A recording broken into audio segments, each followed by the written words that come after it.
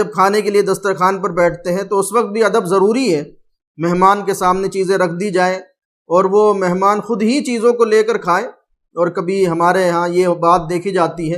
کہ میزبان مہمان کے لیے کھانا نکالتا ہے، بسا اوقات اس کی ضرورت سے زیادہ نکال دیتا ہے اور اس پر ضد کرتا ہے آپ یہ بھی لے لیجئے اور زیادہ کھا لیجئے، تو اس سے تکلیف پہنچتی ہے۔ تو ایسا نہیں کرنا چاہیے، ایک مرتبہ اگر کسی نے اپنے ہاتھ سے نکال کر دے دیا وہ کافی ہے، بار بار اپنے ہاتھ سے نکال کر دینا